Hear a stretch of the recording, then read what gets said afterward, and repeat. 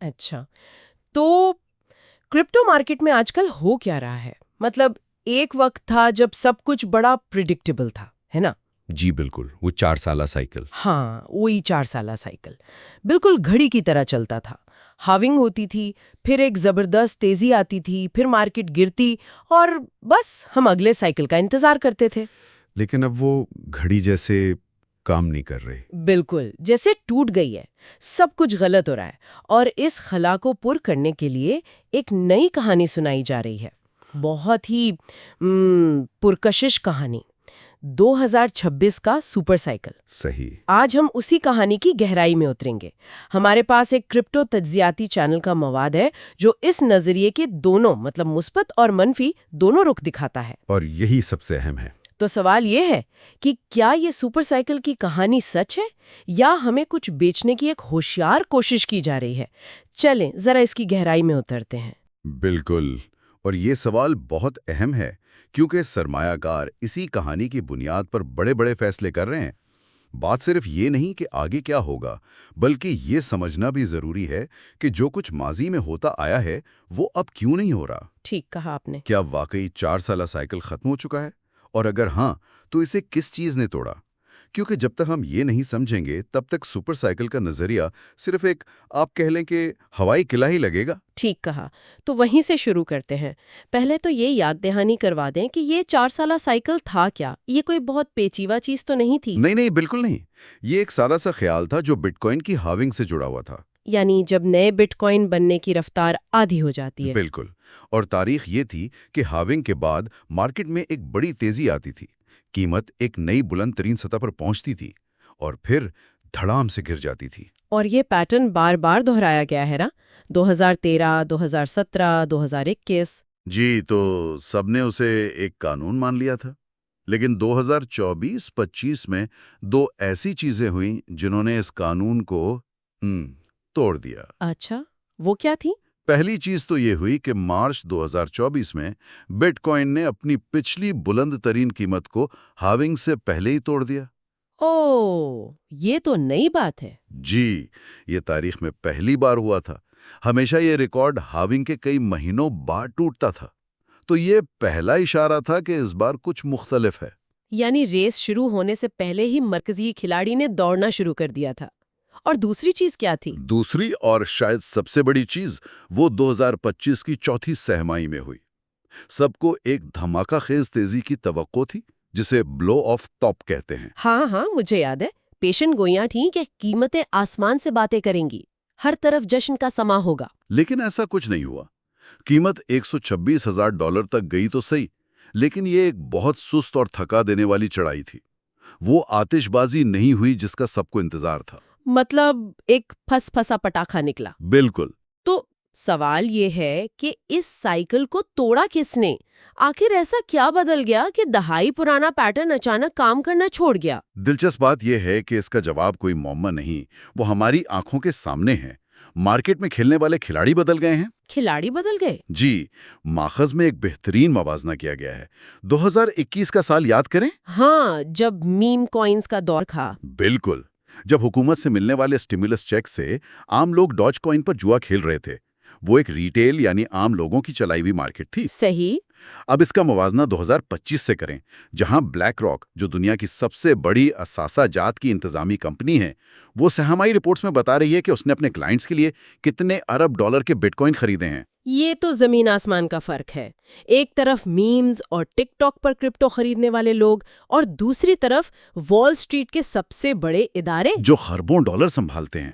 تو کیا ہم یہ کہہ سکتے ہیں کہ بڑے اداروں کے آنے سے کرپٹو مارکیٹ اب بڑی ہو گئی ہے اور بچوں والے کھیل ختم ہو گئے ہیں؟ بالکل. جب بلیک راک جیسا ادارہ مارکیٹ میں آتا ہے تو وہ یوٹیوبرز کے بنائے ہوئے چارٹس اور پرانے سائیکلز کی پرواہ نہیں کرتا. ان کی اپنی تحقیق ہوتی ہے. جی، ان کی اپنی تحقیق ہوتی ہے، ان کی اپنی طویل مدتی حکمت عملی ہوتی ہے. وہ ایک دن میں خرید کر دوسرے دن بیچنے نہیں آتے.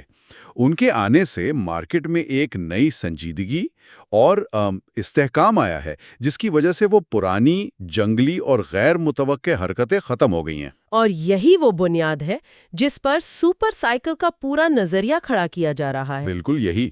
ٹھیک ہے، تو اگر پرانا نقشہ کام نہیں کر رہا تو مارکیٹ میں اب کون سی نئی کہانی سنائی جا رہی ہے؟ یہ سپر سائیکل کا نظریہ آخر ہے کیا؟ یہ نظریہ دو بہت مضبوط ستونوں پر کھڑا ہے۔ پہلا ستون ہے لیکوئڈٹی۔ یعنی عالمی معیشت میں پیسے کا بہاؤ۔ جی، اس وقت دنیا میں تقریباً $123 ٹریلین کی رقم گردش کر رہی ہے اور یہ بڑھتی جا رہی ہے۔ ماخذ میں مشہور تجزیہ کار راول پال کا حوالہ ہے جو کہتے ہیں کہ بٹ کوائن کی قیمت اور عالمی لیکوئڈٹی میں 90% کا براہ راست تعلق ہے۔ 90%؟ یہ تو بہت زیادہ ہے۔ مطلب سادہ الفاظ میں، جب دنیا میں پیسہ زیادہ ہوتا ہے تو اس کا کچھ حصہ بٹ کوائن میں آتا ہے اور اس کی قیمت بڑھتی ہے۔ $123 ٹریلین، یہ تو ہضم کرنا بھی مشکل ہے۔ تو نظریہ یہ ہے کہ مرکزی بینکس جیسے امریکہ، یورپ اور چین میں شرح سود کم کر رہے ہیں اور پیسہ چھاپ رہے ہیں، جس کی وجہ سے یہ رقم اور بڑھے گی؟ بالکل، جب پیسہ سستا اور وافر ہوتا ہے تو وہ اسٹاک مارکیٹ اور کرپٹو جیسی خطرناک سمجھی جانے والی جگہوں پر بہتا ہے، لیکن اس کا اثر فوری نہیں ہوتا۔ اچھا۔ ماخذ میں ایک شاندار مثال دی گئی ہے جو مجھے بہت پسند آئی۔ یہ بالکل ویسے ہی ہے جیسے آپ گرم چائے میں بسکٹ ڈبوئیں۔ وہ فوراً نرم نہیں ہوتا؟ ہاں، اسے نرم ہونے میں کچھ سیکنڈ لگتے ہیں۔ اسی طرح جب مرکزی بینک پیسہ چھاپتے ہیں تو اس پیسے کو مارکیٹ تک پہنچنے اور اپنا اثر دکھانے میں کچھ مہینے لگتے ہیں۔ صحیح۔ اور اس نظریے کے حامیوں کا کہنا ہے کہ اس لیکوئڈٹی کا عروج 2026 کی پہلی یا دوسری سہ-ماہی میں آئے گا۔ اچھا، یہ بسکٹ والی مثال واقعی زبردست ہے۔ تو پہلا ستون ہو گیا پیسوں کا سیلاب، اور دوسرا ستون کیا ہے؟ دوسرا ستون، جو شاید اس سے بھی زیادہ ٹھوس ہے، وہ ہے ادارہ جاتی طلب۔ یعنی بلیک راک جیسی بڑی کمپنیوں کی طرف سے مسلسل خریداری؟ جی، اور یہاں کے اعداد و شمار واقعی دماغ گھما دینے والے ہیں۔ ذرا اس بات پر غور کریں، جس سال بٹ کوائن کی قیمت مجموعی طور پر کچھ خاص نہیں بڑھی، اسی سال صرف اور صرف بلیک راک کے بٹ کوائن ETF میں $25 ارب کی سرمایہ کاری ہوئی۔ ایک منٹ، یہ دوبارہ کہیں۔ یعنی قیمت گر رہی ہے یا ایک جگہ کھڑی ہے اور دنیا کی سب سے بڑی کمپنیاں اربوں ڈالر لگا رہی ہیں؟ یہ تو بالکل الٹی گنگا بہہ رہی ہے۔ یہی تو نقطہ ہے۔ ایک عام سرمایہ کار تو قیمت گرنے پر بیچتا ہے، یہ خرید کیوں رہے ہیں؟ یہی تو وہ بات ہے جو سپر سائیکل کی کہانی کو ہوا دیتی ہے۔ وہ کچھ ایسا دیکھ رہے ہیں جو عام آدمی نہیں دیکھ رہا، اور یہ صرف بلیک راک نہیں ہے۔ مائکرو اسٹریٹجی جیسی کمپنی نے صرف دسمبر کے مہینے میں $2 ارب کے مزید بٹ کوائن خریدے۔ $2 ارب؟ صرف ایک مہینے میں؟ جی، تو سپر سائیکل کا خلاصہ یہ ہے، ایک طرف سے مرکزی بینکوں کا پیسوں کا سیلاب آ رہا ہے اور دوسری طرف بلیک راک جیسی کمپنیاں بالٹیوں سے اس پیسے کو بٹ کوائن میں ڈال رہی ہیں۔ اور ان دو طاقتوں کے ملنے سے بٹ کوائن $200,000 تک جا سکتا ہے۔ جی، اور سب سے اہم بات، اس بار مارکیٹ 80% نہیں گرے گی، کیونکہ یہ ادارے قیمت کو سہارا دیں گے اور اسے گرنے نہیں دیں گے۔ ٹھیک ہے، یہ کہانی سننے میں بہت منطقی اور سچ کہوں تو بہت پرکشش لگتی ہے۔ ایک ہموار، سیدھا راستہ جو اوپر کی طرف جاتا ہے، کوئی ڈر نہیں، کوئی شک نہیں۔ لیکن جب بھی کوئی چیز اتنی اچھی لگے کہ سچ نہ لگے تو میرے ذہن میں خطرے کی گھنٹی بجنے لگتی ہے۔ ہمیں یہ سوال پوچھنا چاہیے کہ یہ کہانی ہمیں کون سنا رہا ہے؟ اس سے فائدہ کس کا ہو رہا ہے؟ یہ بالکل صحیح سوال ہے، اور جب آپ اس سوال کا جواب ڈھونڈتے ہیں تو تصویر تھوڑی دھندلی ہونے لگتی ہے۔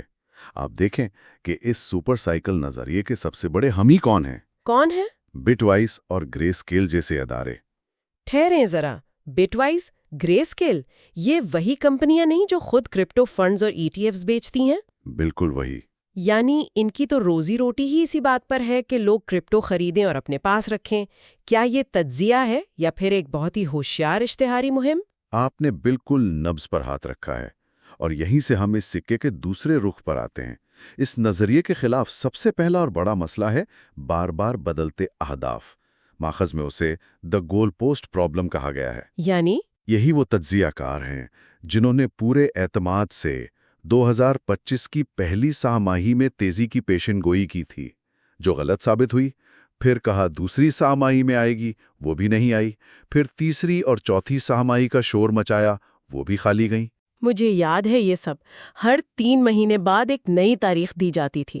تو اب جب وہ پورا سال غلط ثابت ہوتے رہے ہیں تو انہوں نے بڑی آسانی سے کہہ دیا کہ او ہم سے غلطی ہوئی، اصل تیزی تو 2026 میں آئے گی۔ جی بالکل۔ یہ تجزیہ تو نہیں لگتا، یہ تو اپنی غلطی پر پردہ ڈالنے جیسا ہے۔ ماخذ میں اس کے لیے ایک لفظ استعمال ہوا ہے، کوپ، یعنی جب حقیقت آپ کی توقعات کے مطابق نہ ہو تو آپ حقیقت کو نہیں اپنی کہانی کو بدل دیتے ہیں۔ بالکل، اور ایسا نہیں ہے کہ مارکیٹ میں سبھی یہ کہانی خرید رہے ہیں، کچھ بہت سنجیدہ اور مخالف آوازیں بھی ہیں۔ مثال کے طور پر فیڈیلٹی، جو خود ایک بہت بڑا ادارہ ہے۔ ہاں، فیڈیلٹی۔ اس کے عالمی میکرو اقتصادیات کے ڈائریکٹر جورین ٹیمل بالکل الٹ بات کر رہے ہیں۔ وہ خبردار کر رہے ہیں کہ اکتوبر میں جو $126,000 کی قیمت لگی تھی، ہو سکتا ہے وہی اس سائیکل کا عروج تھا۔ یعنی ٹاپ؟ جی، ہو سکتا ہے وہی ٹاپ تھا، اور 2026 تیزی کا نہیں بلکہ مندی کا سال ہو سکتا ہے، جس میں قیمت $65,000 تک گر سکتی ہے۔ یہ تو بہت بڑا تضاد ہے۔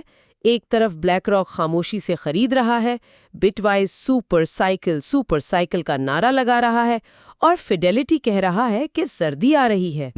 ایک عام آدمی کس کی بات پر یقین کرے؟ یہیں پر مفادات کا ٹکراؤ یعنی کانفلکٹ آف انٹرسٹ والا نقطہ سب سے اہم ہو جاتا ہے۔ ہمیں یہ سمجھنا ہوگا کہ بٹ وائز اور گرے اسکیل جیسی کمپنیاں پیسہ کیسے کماتی ہیں۔ وہ فیس لیتی ہیں۔ جی، وہ آپ کے اثاثوں پر سالانہ فیس لیتی ہیں۔ اگر آپ اپنا بٹ کوائن ان کے فنڈ سے نکال کر بیچ دیتے ہیں تو ان کی فیس آنی بند ہو جاتی ہے۔ ان کا فائدہ اسی میں ہے کہ آپ اپنی سرمایہ کاری ان کے پاس ہی رکھیں، چاہے مارکیٹ اوپر جائے یا نیچے۔ تو سپر سائیکل کی کہانی ان کے لیے بہترین مارکیٹنگ ہے۔ وہ کہہ سکتے ہیں گھبرائیں نہیں، ابھی نہ بیچیں، اصل تیزی تو 2026 میں آنی ہے، بس آپ اپنی سرمایہ کاری ہمارے پاس رکھیں اور ہمیں فیس دیتے رہیں۔ بالکل۔ ماخذ میں دی گئی مثال تو لاجواب ہے۔ یہ ایسا ہی ہے جیسے آپ کسی حجام سے پوچھیں کہ کیا مجھے بال کٹوانے کی ضرورت ہے، جواب ہمیشہ ہاں ہی ہوگا۔ بالکل وہی بات ہے، اور ہمیں تاریخ کو بھی نہیں بھولنا چاہیے۔ یہ اس بار مختلف ہے والی کہانی کرپٹو میں ہر سائیکل کی سب سے مہنگی کہانی ثابت ہوئی ہے۔ اچھا۔ 2021 میں کہا گیا تھا کہ اس بار مختلف ہے کیونکہ ٹیسلا اور دوسرے بڑے ادارے آ گئے، اس کے بعد مارکیٹ 75% گری۔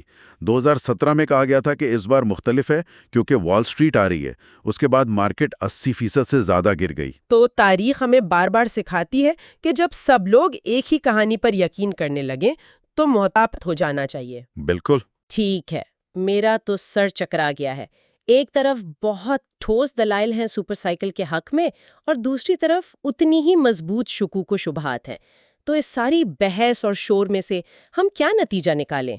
آئیے کوشش کرتے ہیں ان چیزوں کو الگ کرنے کی جو کہانیاں ہیں اور ان چیزوں کو جو ٹھوس حقیقت ہے۔ ہم یقینی طور پر کیا جانتے ہیں؟ ماخذ کے مطابق 2 حقیقتیں بالکل واضح ہیں جن سے کوئی انکار نہیں کر سکتا۔ حقیقت نمبر 1، 4 سالہ سائیکل بطور پیشن گوئی کرنے والا ماڈل 2025 میں مکمل طور پر ناکام ہو گیا۔ وہ ختم ہو گیا۔ جی، اس کا وقت بھی غلط ثابت ہوا اور اس کا اتار چڑھاؤ بھی ماضی جیسا نہیں تھا۔ وہ پرانا قدم بقدم چلنے والا نقشہ اب بیکار ہو چکا ہے۔ ٹھیک ہے، پرانا نقشہ پھٹ گیا، یہ تو طے ہے۔ اور دوسری حقیقت کیا ہے؟ حقیقت نمبر 2، بڑے ادارے واقعی اور بہت بڑے پیمانے پر خریداری کر رہے ہیں۔ بلیک راک کے ETF میں $25 ارب کی سرمایہ کاری کوئی مذاق نہیں ہے۔ یہ حقیقی پیسہ ہے جو مارکیٹ میں آیا ہے اور کسی کے ہاتھوں میں جمع ہو رہا ہے۔ یہ کوئی خیالی بات نہیں ہے۔ یہ ادارے آخر خرید کیوں رہے ہیں؟ کیا وہ واقعی 2026 میں ایک بڑی تیزی لانے کے لیے یہ سب جمع کر رہے ہیں، جیسا کہ سپر سائیکل کی کہانی ہمیں بتاتی ہے؟